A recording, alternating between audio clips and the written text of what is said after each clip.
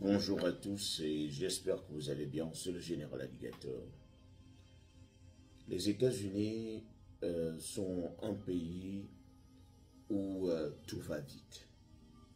Ou si vous êtes le pays dans lequel si vous êtes lent, vous allez remarquer que vous allez rater beaucoup d'opportunités. Si vous êtes nonchalant, vous allez rater beaucoup d'opportunités. Et beaucoup de personnes qui étaient un peu nonchalantes en Afrique sont obligées de s'adapter, de suivre le rythme, parce que tout va vite. Alors, et lorsque vous arrivez, vous avez des projets, plein de projets dans vos têtes. Et vous voulez les réaliser. De l'autre côté, vous avez la pression familiale, parce qu'elle ne vous lâche pas. Elle sait que vous êtes aux États-Unis, donc elle a besoin d'énormément de choses. Du coup, le premier boulot que vous aviez, vous remarquez que ce boulot, les revenus que vous recevez de celui-ci ne vous permettent pas de couvrir vos petits besoins et de ceux de la famille. Du coup, vous vous lancez à la recherche d'un deuxième boulot, sinon un troisième. Ici aux États-Unis, il y a des personnes qui arrivent à faire 2-3 boulots sans se reposer. Des personnes qui arrivent à dormir 1 heure par jour parce qu'elles veulent se faire de l'argent. Cela nous arrive à tous parce que tant que tu as des projets, tu auras toujours envie de te faire de l'argent. Parce que tu ne veux pas laisser ne serait-ce qu'une ouverture à la pauvreté dans ta vie. Mais il y a quelque chose qui se trouve toujours derrière les 2 et 3 boulots qu'on appelle le surmenage. Les amis, moi-même, je me rappelle lorsque j'étais dans ça, je faisais 2 boulots et j'avais des shifts. J'avais un boulot qui me prenait un chiffre de 14 heures. C'est-à-dire, je reste au boulot pendant 14 heures. Et à celui-ci, j'étais allé additionner un autre boulot.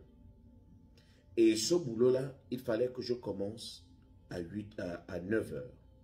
Donc, je m'y rends à 9 heures et je reviens à 16 heures. Et les mêmes 16 heures-là, je suis censé commencer dans un autre boulot.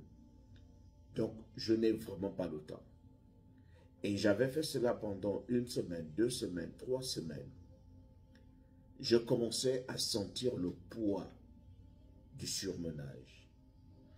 Je me rappelle encore ce jour-là, j'étais sorti du premier boulot. Et j'étais sorti de là-bas à 15 heures. Il fallait que je commence au deuxième boulot à 16 heures. Donc, je démarre la voiture. Et lorsque je démarre la voiture, mes yeux pèsent. Mes yeux sont collés. C'est à peine si j'arrive à voir la route. Et lorsque j'étais arrivé à un feu rouge, j'étais là, tout le monde était garé. On attendait que le feu aille au vert. Et bizarrement, ce jour-là, le feu a pris du temps, je ne sais pas. Ou c'est moi qui avais beaucoup dormi, ou c'est le feu qui a pris du temps. Alors, pendant que j'attends, et il faisait un tout petit peu chaud également. Alors, je m'étais dit, de toute façon, je suis là, je vais un peu fermer les yeux. C'est-à-dire, je fais semblant. Moi-même, je me dis que je vais faire semblant de fermer les yeux. Parce que j'avais remarqué qu'il pesait. C'est là où je me dis, ah, le feu est encore au rouge. Donc, je baisse les yeux. Pour moi, il fallait que je dorme pour peut-être 30 secondes. Parce que je suis au feu. Mais je vous assure, mon corps était directement allé en coupure générale. C'était comme si je m'étais assis et que j'avais dormi.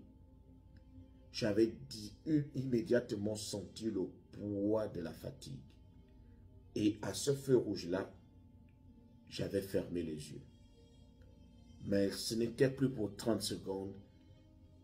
Mon sommeil avait déjà duré plus de 5 minutes. Et pourquoi je me réveille même? Je vous assure, je suis au volant, mes yeux sont fermés. Je viens me réveiller grâce au klaxon d'une voiture qui était derrière moi. Parce que la voiture me demandait voulait savoir exactement ce que je faisais. Pourquoi le feu qui est déjà ouvert, pourquoi je n'arrive pas à démarrer et à tourner? Mes yeux étaient fermés. Le conducteur de la voiture qui était derrière moi commençait à klaxonner.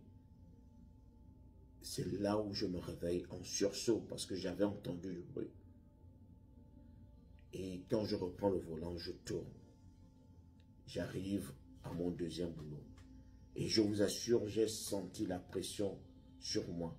Et je m'étais promis ne plus trop me torturer, que je devrais préserver ma santé. Parce qu'ici, si tu n'as pas de santé, tu n'as pas d'avenir. Tu ne pourras pas t'en sortir. Donc, ce jour-là, j'avais retenu la leçon qu'il fallait forcément qu'on apprenne à se reposer.